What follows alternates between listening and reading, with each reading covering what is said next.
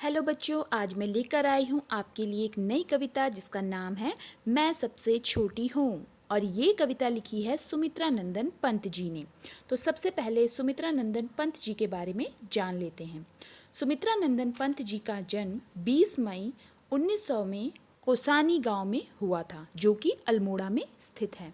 अर्थात ये उत्तराखंड से ही संबंधित रहे हैं। इनकी मृत्यु 28 दिसंबर 1977 को प्रयागराज में हुई थी। इन्हें जो है ज्ञानपीठ पुरस्कार पद्म भूषण से सम्मानित किया गया है। इनके माता पिता का नाम सरस्वती देवी और गंगादत्त पंत था। इन्होंने जो शिक्षा ग्रहण की है वे क्वींस कॉलेज में ली थी। मुनीर सेंट्रल कॉलेज में भी इन्होंने पढ़ाई की थी। इनके जो बच्चे हैं उसका नाम है सुमित्रा जोशी। अब हम बात करते हैं थोड़ी सी इनके बारे में कि इनके जो बचपन का नाम है वो रखा गया था गोसाईदत्त। और कहा जाता है कि जब इनका जन्म हुआ था तो थोड़े समय बाद ही उनकी माता की मृत्यु हो गई थी और फिर उनका लालन पालन उनके पिता ने किया था। इनका जीवन बहुत ही ज़्यादा संघर्षमयी रहा था और ये जो है एक तरह से छायावादी कवि माने जाते हैं। इन्हें प्रकृति का सुकुमार कवि और छायावाद का विष्णु के नाम से जाना जाता है। ये मुक्तक छंद की रचना करने वाले सबसे प्रमुख दूसरे कवि माने जाते हैं। पहले कवि थे निराला जी और दूसरे प्रमुख कवि थे आपके पंत जी। ये जो है इनका जो प्रिय अलंकार था वो अनुप्रास अलंकार था।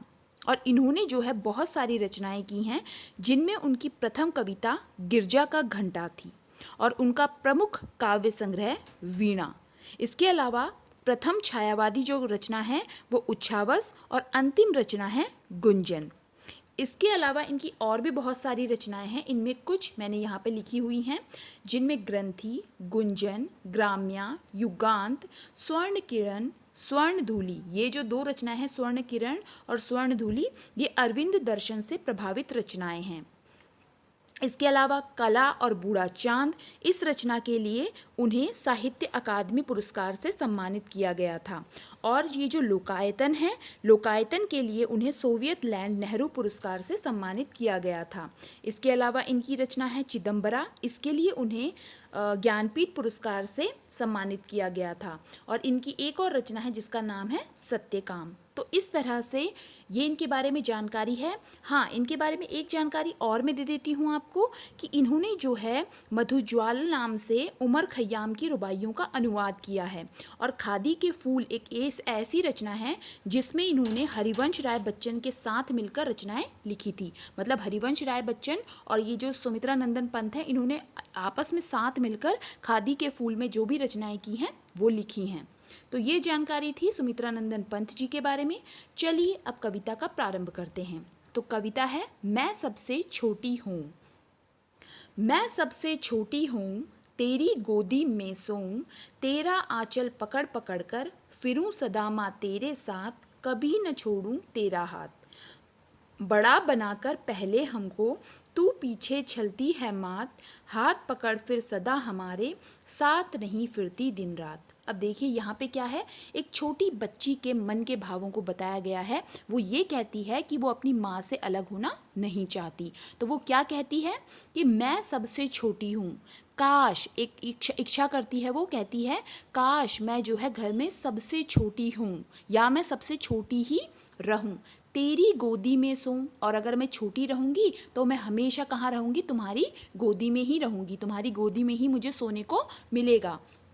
तेरा आंचल पकड़ पकड़ कर, और जब मैं छोटी रहूंगी तो मैं क्या करूंगी, जो आपका आंचल है, अपनी माँ का जो आंचल है उसको पकड़ कर क्या करूंगी, फिरू सदामा तेरे साथ, क्या करूंगी, अपनी माता के साथ ही घूमती रहूंगी। इसलिए मैं क्या होना चाहती हूँ, सबसे छोटी होना चाहती हूँ।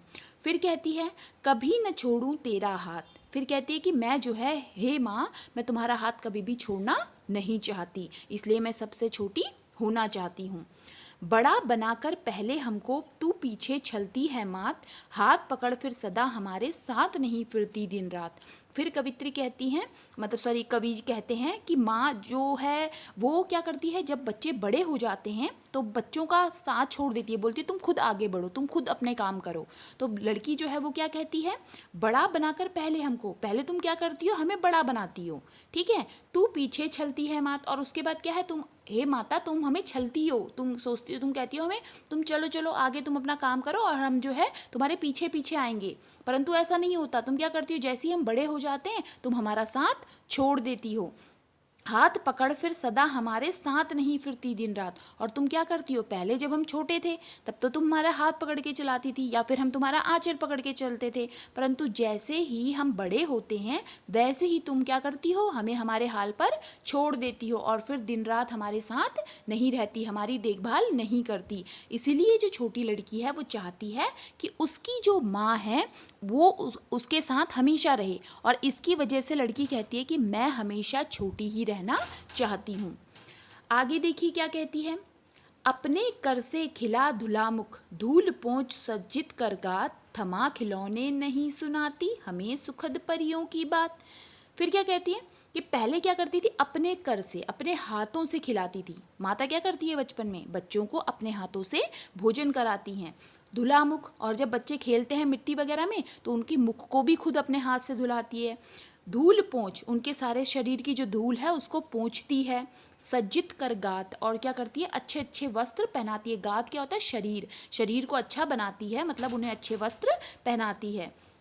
थमा खिलौने नहीं सुनाती हमें सुखद परियों की बात। परंतु फिर क्या होता है, जब हम छोटे रहते हैं हमें तो खिलौने देती है और उसके बाद फिर हमें परियों की कहानी सुनाती है, परंतु जैसे ही हम बड़े होते हैं हमारे हाथ में ना तो हमें खिलौने देती है और ना ही हमें क्या करती है, अच्छी अच्छी जो परियों की कहानियाँ हैं वो भी हमें सुनाना छोड़ देती है। इसलिए लड़की कहती है कि हे माँ, मैं बड़ी नहीं होना चाहती, मैं छोटी ही रहना चाहती हूँ, ताकि मैं क्या करूँ, तुम्हारी गोदी में ही सोऊं और हमेशा तुम्हारे साथ रहूँ।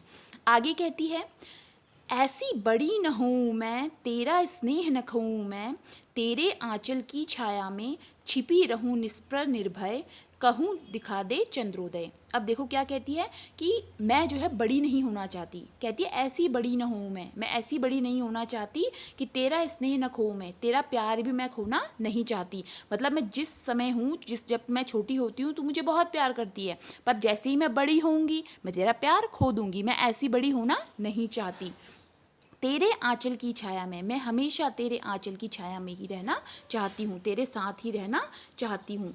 निष्पर्श रहूँ, छिपी रहूँ, निष्प्रह निर्भय, कहती है कि मैं जो है हमेशा बिना किसी इच्छा के, एक तरह से सुरक्षित, निर्भय, बिना डर के किसके साथ रहना चाहती हूँ, अपनी माता के आंचल में छुपे रहना चाहती हूँ। जो निष्प्रह जो लिखा हुआ है इसका अर्थ होता है इच्छा से रहित, मतलब बिना किसी इच्छा के, बिना किसी डर के मैं तुम्हारे पास ही रहना चाहती हूँ। और ये कहना चाहती हूँ, कहूँ दिखा दे चंद्रोदय, और मैं ये कहना चाहती हूँ जो चांद का उदय है, जो रात का समय है, वो मुझे हे माँ तुम दिखाओ, जो खुशियाँ हैं वो मुझे तुम दिखाओ, रात है मुझे तुम दिखाओ, तुम जो है अगर नहीं रहोगी तो मुझे कुछ भी अच्छा नहीं लगेगा। इसीलिए वो कहती है कि मैं जो है हमेशा छोटी ही रहना चाहती हूँ।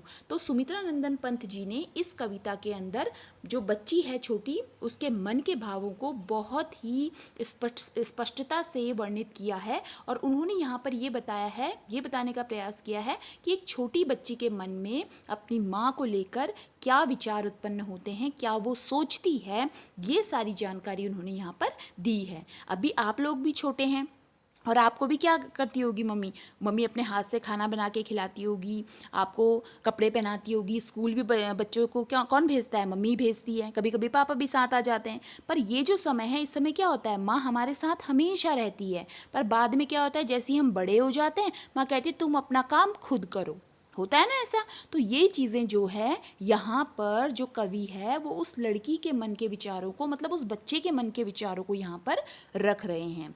आशा है ये कविता आपको पसंद आ गई होगी और अच्छे से समझ भी आई होगी।